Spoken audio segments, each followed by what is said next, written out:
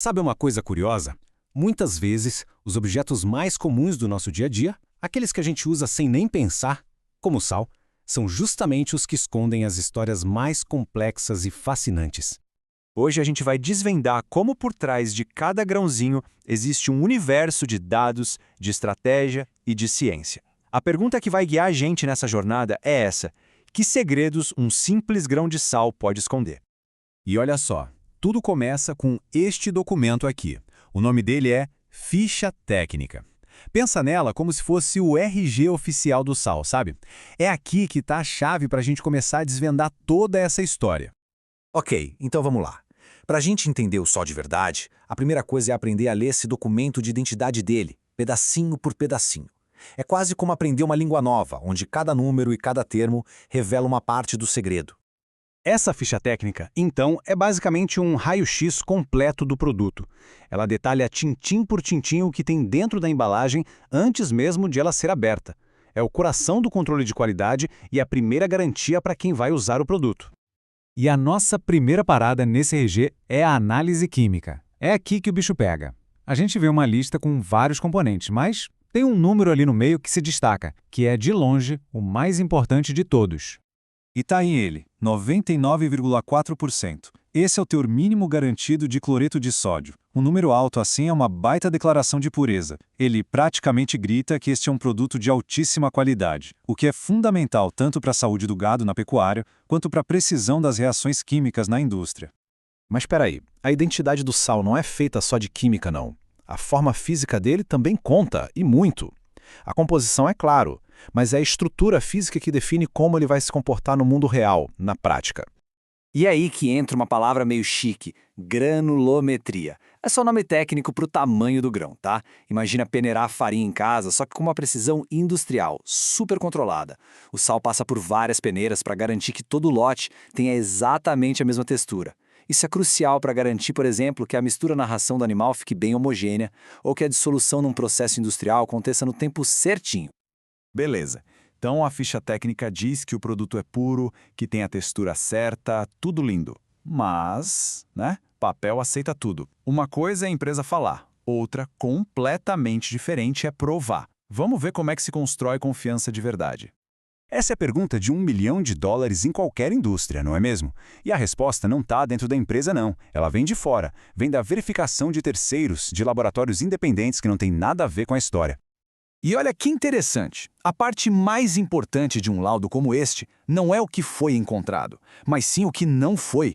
Dá uma olhada nesses números. Arsênio, cádmio, chumbo, mercúrio. Os resultados são tão, mas tão baixos que são centenas de vezes menores do que o limite legal de segurança. É quase nada. Então, o ponto-chave é esse. A ausência quase total desses contaminantes é a prova definitiva de que o sal é seguro. É essa validação externa que transforma uma promessa de qualidade em um fato, preto no branco, que ninguém pode contestar. Bom, até agora a gente focou bastante no produto. Mas e quem está por trás de tudo isso, garantindo que esse sal de alta qualidade chegue direitinho em tudo que é canto do Brasil? Vamos dar um zoom out agora e conhecer a empresa que comanda essa operação toda. Conheçam a IVR. Pensa neles como uma grande resolvedora de problemas. O desafio é achar sal de qualidade? Sem problemas, eles têm parcerias com os melhores produtores lá do Rio Grande do Norte. A questão é garantir a pureza? Eles usam auditorias e aqueles laudos que a gente acabou de ver. E se o problema for a entrega? Bom, eles construíram uma rede logística nacional inteira só para isso. E essa rede logística, olha, é a espinha dorsal de toda a operação. Quando a gente ouve falar em detalhes como usar caminhões fechados só para proteger a carga da umidade, isso mostra o nível de cuidado, sabe? É a garantia de que o investimento do cliente vai chegar intacto, do jeitinho que saiu da origem. Mas a história não acaba aqui. O verdadeiro pulo do gato não é só vender um sal bom. Agora a gente vai para a camada final, a mais estratégica do negócio, para ver como eles conseguem agregar um valor que pouca gente imagina numa coisa tão simples. E essa comparação aqui mostra perfeitamente a grande virada de chave. De um lado, o modelo tradicional, um vendedor focado em empurrar o próprio produto.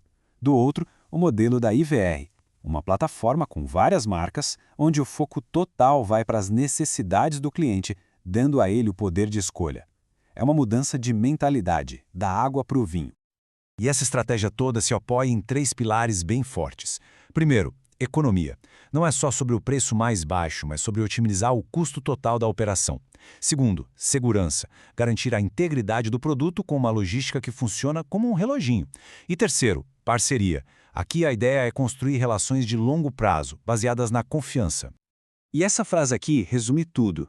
Eles não estão vendendo um item que entra como custo na planilha de um fazendeiro ou de uma indústria. Não, eles estão vendendo uma ferramenta para que esse cliente seja mais eficiente, mais lucrativo. Eles vendem, no fim das contas, uma vantagem competitiva. E com isso, a gente fecha o círculo. Lembra daquela ficha técnica e daqueles laudos lá do comecinho?